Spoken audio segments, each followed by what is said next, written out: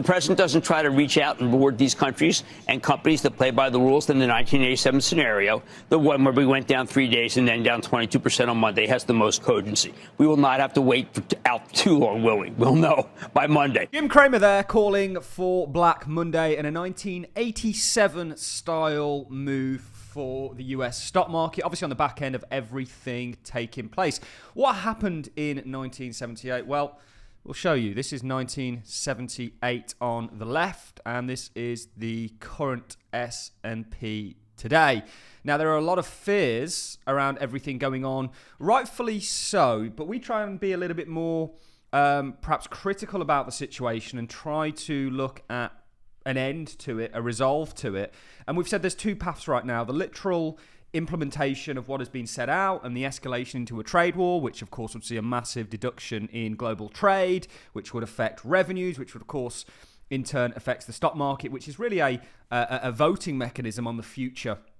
That's the negative scenario, perhaps more of the 1987 style scenario. And the scenario that I'm more on the side of is actually what these tariffs are going to do is not get literally implemented in the manner that they are or have been set out on Liberation Day, but actually open up a dialogue that may result potentially in a more freer trade environment. So two sort of macro or economic scenarios there. One is very negative for the markets, obviously due to all the economic reasons or some of the economic reasons we just laid out. The other one is actually a resolve to this in the form of an opening of a dialogue that may, in fact, induce lower tariffs across the board and more free trade across the board. And the answer right now is we simply don't know. Are we going to have a Black Monday like Jim Cramer has forecast? Well, you could almost use Jim Cramer as a opposite signal. So this is really the main headlines. We'll look at the stock market in just a second. Trump's tariffs, economic impact and global reactions. And you can see this is on the front of everybody's minds. We're actually going to play a clip now of Elon Musk, who is somewhat optimistic in regards to, and I know he's not the most popular guy in the world at the moment. He's like Marmite. People either love or hate him, just like Trump. But he actually talks about how Europe and the US could enter a free trade agreement that these tariffs could induce. And that's kind of my line of thinking in regards to the direction I see all this potentially going in. And actually that would have huge benefits for the world's economies. And is there just a lot of posturing and bluffing taking place thus far? Let's listen to what Elon Musk has to say. And then we're actually going to dive into a clip. Jensen Huang, who is Nvidia's CEO, actually talking about tariffs, talking about Nvidia as a company and what they're enabling. And there is, despite uncertainty in regards to economic outlook, and remember, if you look at economic models or prediction, or not predictions, stats right now, the economy is still in good standing. But the markets are looking 6 months ahead. And that's what this kind of price action that we're seeing. It's looking at the literal implementation of these tariffs. Remember, I think there's a kind of a workaround, if you will. But let's dive into what Elon Musk had to say just the other day. I hope that I hope that the United States and Europe can establish a very close partnership. We obviously are there's an alliance already, but I'm hopeful that there can be a very close relationship with America and Europe. And I'm hopeful, for example, with the tariffs, that at the end of the day, I hope it is agreed that both Europe and the United States should move, ideally, in my view, to a zero tariff situation, effectively creating a free trade zone between Europe and North America. That would be that's what I hope occurs. That's very much in line with our thinking of what this all may result in. The problem with our thinking right now is we're yet to get clarification or any kind of validation on it. And it's important to remember that. So we're really going against the grain right now in regards to certainly what the thinking is towards everything being implemented. You know, I can see a silver lining in all of this and a path towards, you know, more of a freer trade world. It's not going to be free trade. Nirvana's not for this world, but it will be more of one. And I'm of the thinking that tariffs may induce lower tariffs across the board rather than be literally implemented in the way that they are. I don't think that's going to be positive for perhaps anything. I think there's a lot more going on, and the markets are just bearing the brunt of everything in regards to the sort of economic and political change that's being implemented in the United States. Let's look at what Jensen, who is Nvidia CEO, had to say on all of this. Also a clip from Jim Cramer. The operating system of every single industry going forward. And the reason for that is, of course, everything that we do in life is underpinned by intelligence. And we create, what NVIDIA builds, is the infrastructure for manufacturing digital intelligence. Now, we're looking at this as one processor, right, but in our data centers, we announced a way yesterday to connect millions of these together using silicon photonics. And so we now have the ability to go from 100,000 of these things to millions of these things running in the data center at the same time. And that infrastructure, that factory, if you will, is the factory of the future. Now, I do want to go for a moment before I go to robotics and autonomous vehicles. I want to put on my journalist, corrosive, sardonic hat and say, well, wait a second. What if the president puts 25% tariffs on and Michael Dell is slowed down? HPE, we talked about yesterday, they're slowed down, and it could put a limit, if not a cap, on your growth.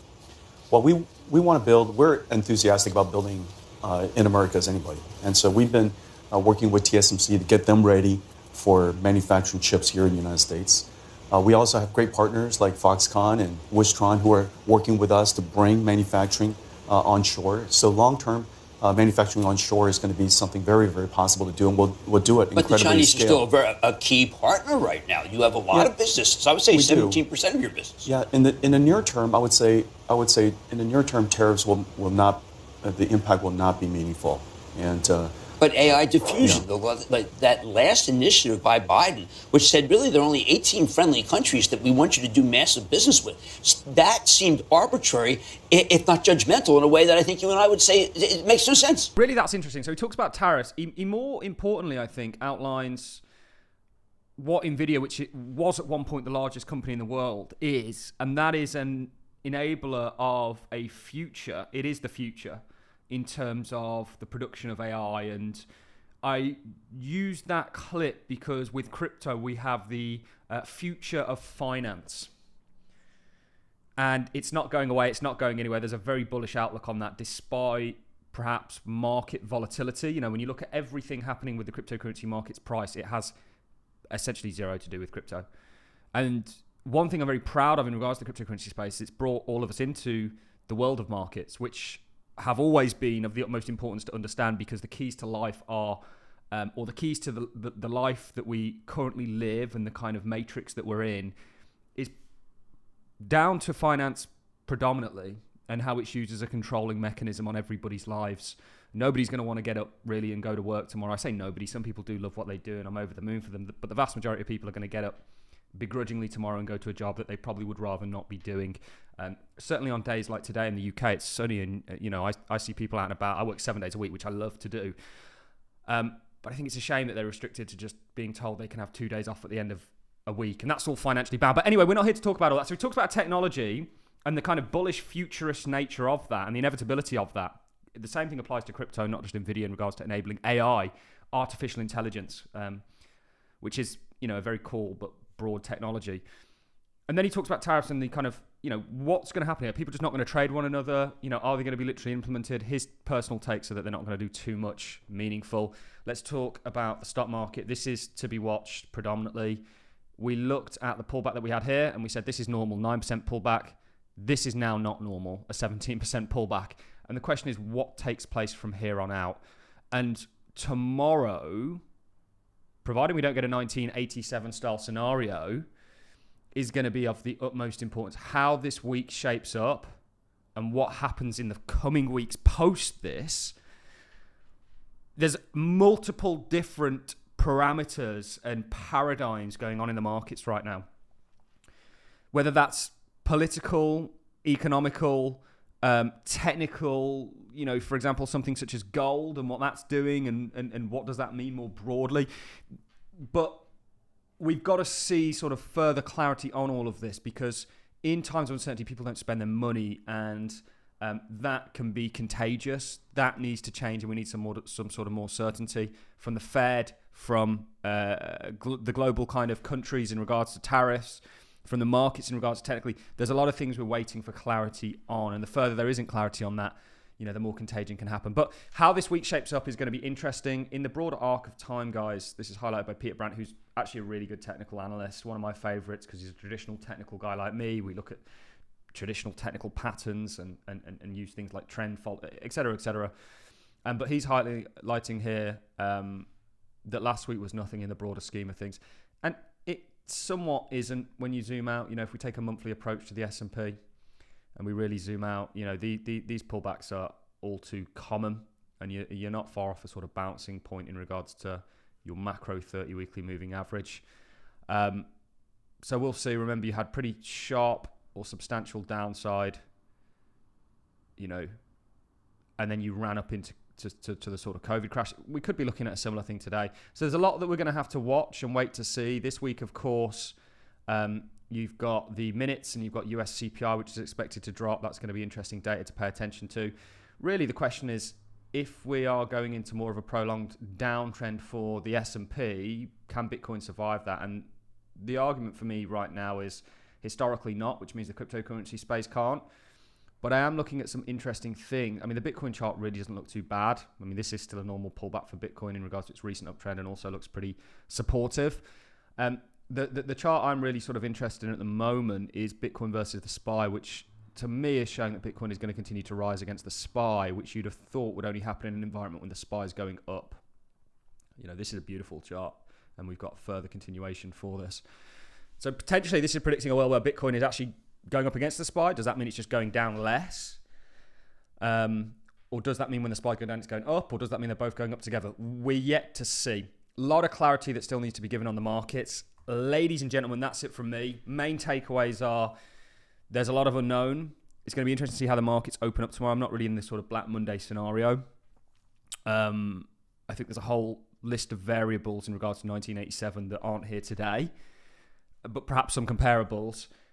So we've got a lot to sort of watch. How the markets open up tomorrow is going to be very interesting. And has the sort of lack of downside in the cryptocurrency space given us a full sense of security, or is there the start of something greater taking place? Lots to be worked out economically. Are we going to get the kind of tariff scenario where they get implemented literally and there's an escalation, or are we going to get perhaps what Elon Musk and myself is thinking in regards to a dialogue being opened up that may actually enable a freer trade globally in regards to a lowering of tariffs? That's it from me, guys. As always, a hell of a lot to get into. I hope you've enjoyed this one as much as I've enjoyed presenting it. I'll see you all in the next one.